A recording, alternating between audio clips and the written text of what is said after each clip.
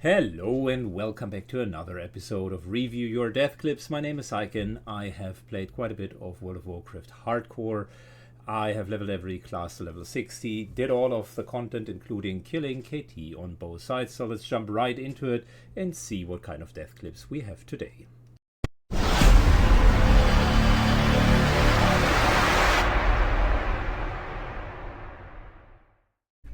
Alright, first day death of today is going to come from a rogue, level 18, that's actually trying to solo a couple of elite quests in Wailing Caverns. Sladen. The one that threw me off the most. So I set him up and she was like, hey, I think I have mice in my fridge, or underneath my fridge.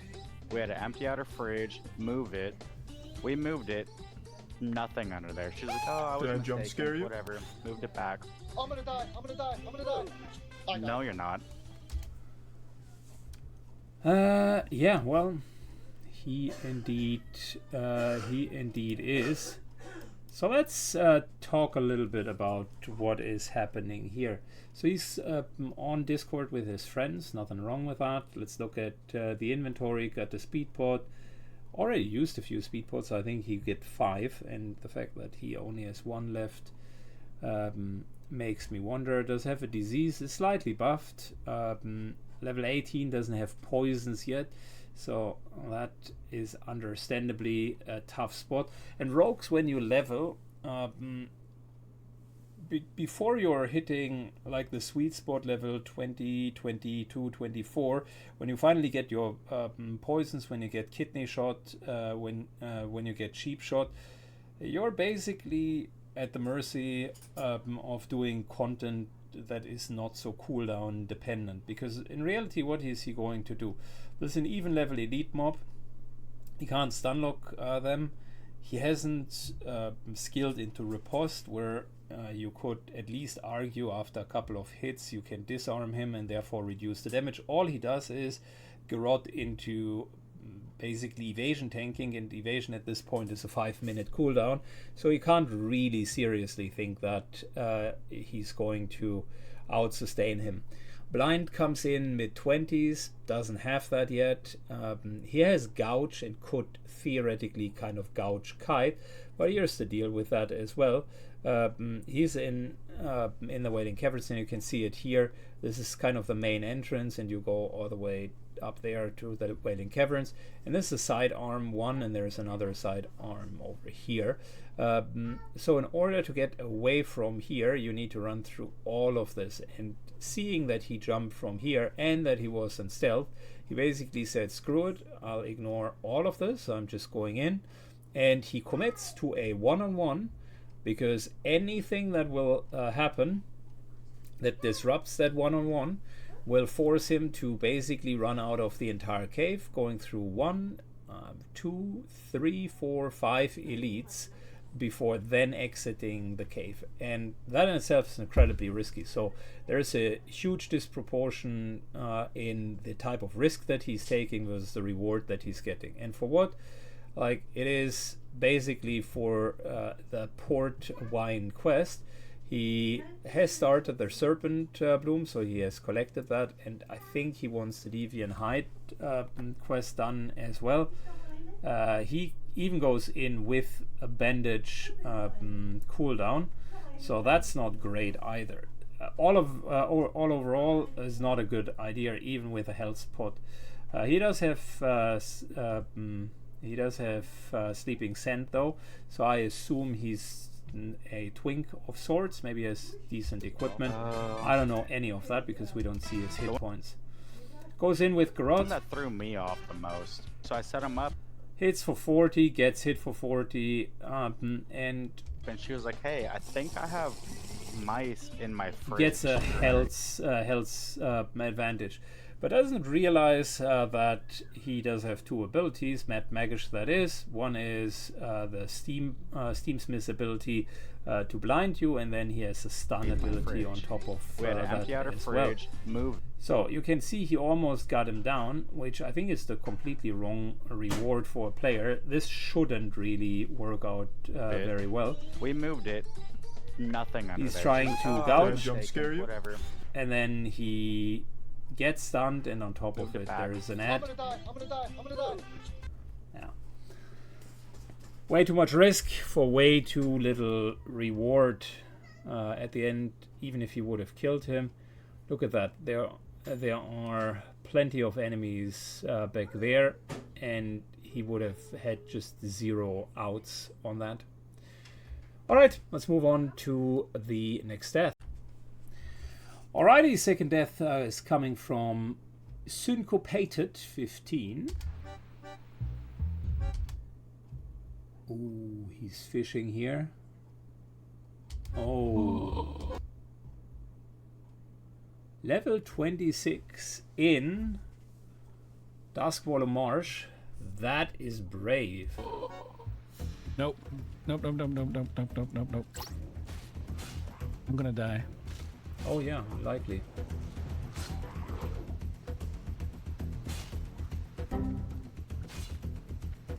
Health warning. I'm dead. Health warning. I'm dead. I'm actually dead. I didn't know if a Murloc could spawn over there. And he already starts with parts of the problem, the knowledge gap. So he's fishing in Duskwallow Marsh. This is the zone border between Barrens and Duskwallow Marsh. The game already gives you an indication that it's not a great idea to move down here. And I think that's very clever because that turtle is level 36. And it should tell him, don't do it. It's not a good idea. There are a couple of things that could have gone wrong here. The Marfin coast runners are amongst the problem, but unbeknownst to him, there are actually coastal sharks that would patrol all the way up to here, that thin line where the zone ends, and they are even higher level plus elites and have the thrash ability. So him standing there could have, he does have platers, so he might have seen it, but the shark could have gone all the way to here and just one-tapped him. That would be the other option. Let's talk about how do you get out of this situation when you are in that situation, and let's talk about a bit of the challenge that this gentleman has. So for starters, the UI is incredibly confusing, and shamans suffer the most of all classes from having too many spells. Shamans have the most spells amongst any class, yes, even more than warlocks, and therefore you need to be really, really on point with what is important and what is not important. I don't know his spec, but it appears to me that he is playing an elemental build because he has lightning bolt basically put on 1 and a fiery burst, so I assume he does that. At level 26 it really doesn't matter that much because both enhancer and elemental play very similarly. The difference is how many lightning bolts you put into an enemy before they come, but that's besides the point. The problems with his UI start at the potions. There's a couple of long-term potions which I think this is actually smart.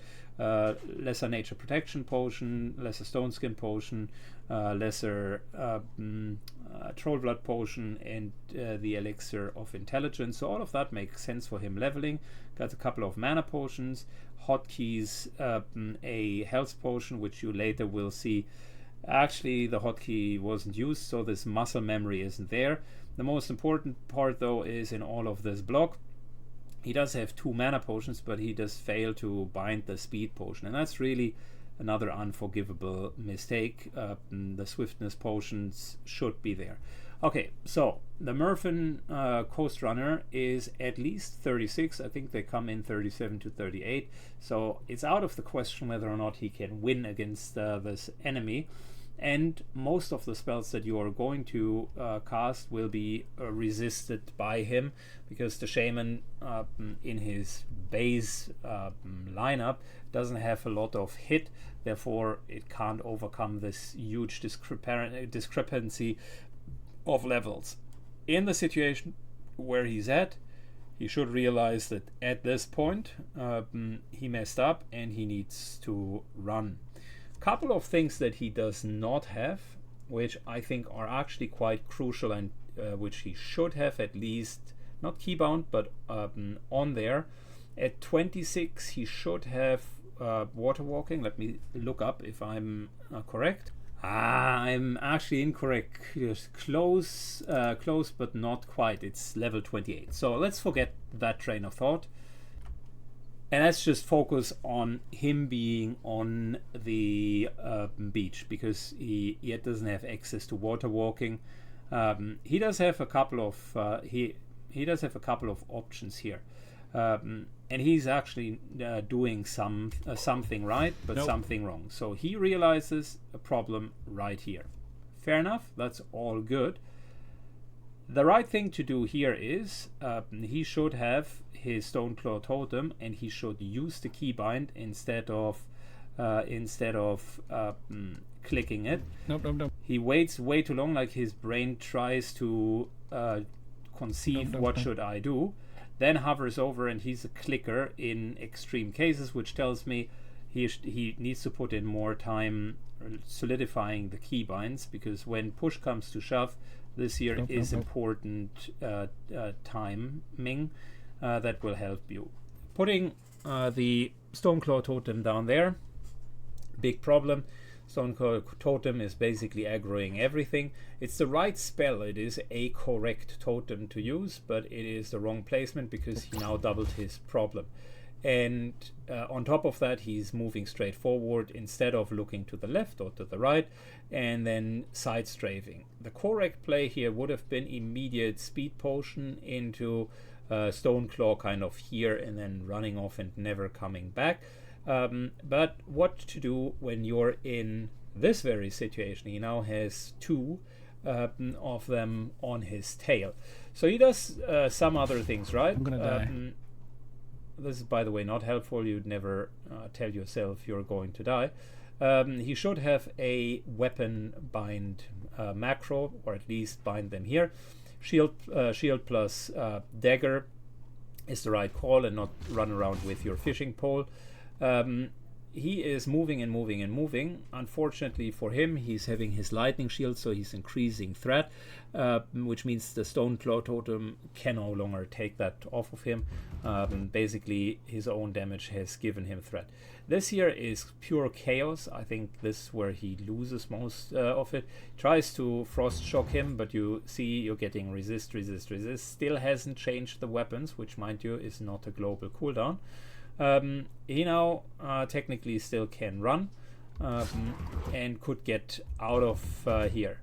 The next right play that he should be doing is Earthbind. Shift T on his command console to at least reduce their speed. He does have Sleeping Dust. Uses your level, therefore very low chance to go through. But it is something that's worthwhile exploring. That left click, of course, so opening your inventory in time of distress and going through it, massive execution problem, and then left clicking it shows just how problematic it is for him. His mind is focused all around I need as many hit points as possible, and not I'm slowing down the enemies. He now puts a Stone Skin totem down. A complete waste of a cooldown. Mind you, the moment that he's here, he might get 2-3 hits out of it, and then that's done. And he finally uses the potion. That unfortunately blocks his only escape route. To the very end, I think he's not using the Earthbind totem, and he finishes in a bang. I can respect that. Puts a fire totem down, Nova totem, and says, F it, if I need to die, so do you, and goes out. Yeah, alright. Mainly execution issue here. Situations like these can happen quite a few times. That's why you do have speed potions, and he just didn't play that very well. Alright, last clip of today comes from Termos the Devourer. We're in the Blasted Lens. Termos is an absolute bane. If you didn't know that, he is slow, he hits hard, he does not drop any loot, he's just an annoyance. But this guy can hit quite a bit. So let's see what we're dealing with. Warlock POV here.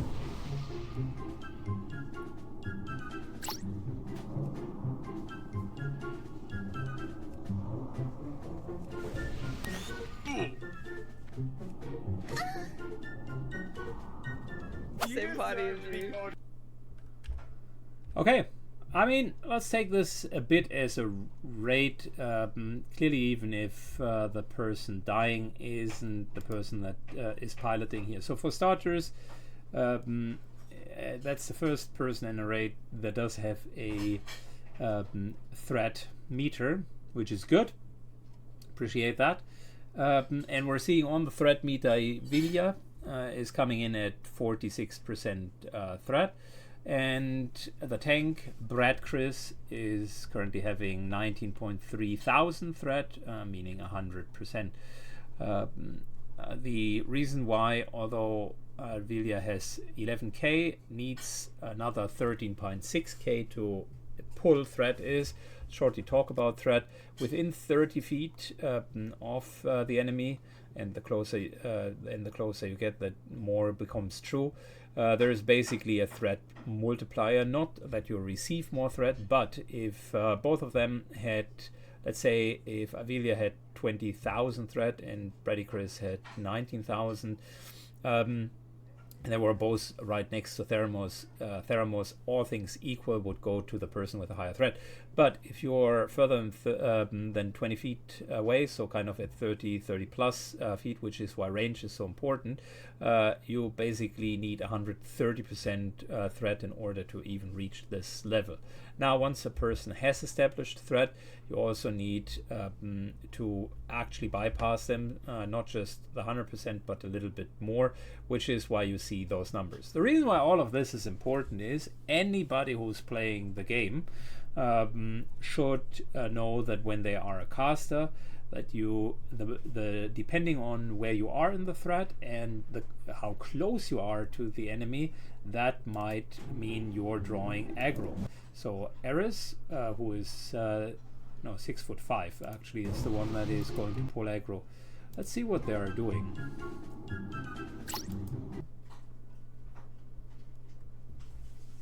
All right, that's interesting. Does he have a threat drop mechanic? Because here we're still at 19k, 20.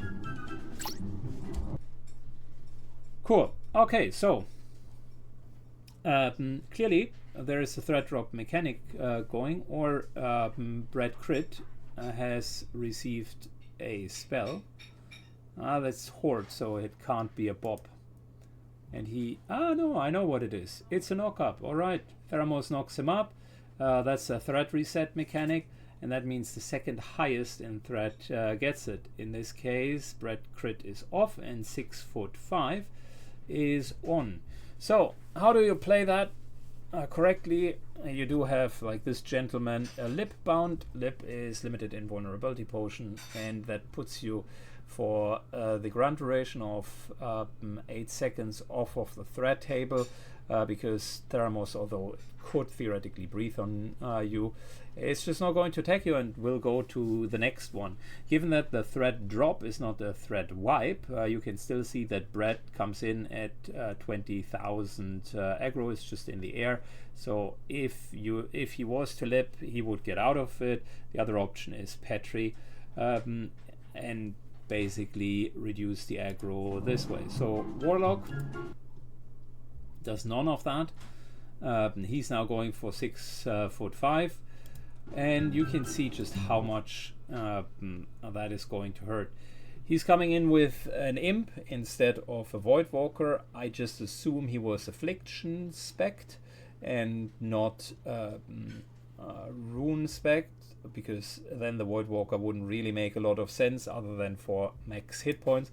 But you can see now that Theramos is coming, definitely the right play here would be to go and Petri, or since Theramos, even when engaged, isn't like the fastest enemy, the second option here would be a speed potion and running away like there is no tomorrow.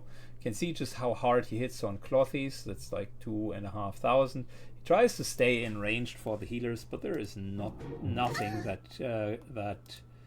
anybody could do. He's now going for Evelia, which is our guy. Same body. And the clip ends. I'm assuming that he lipped and was good. Thanks all for watching. That's it for today, and see you all in the next episode. Bye bye.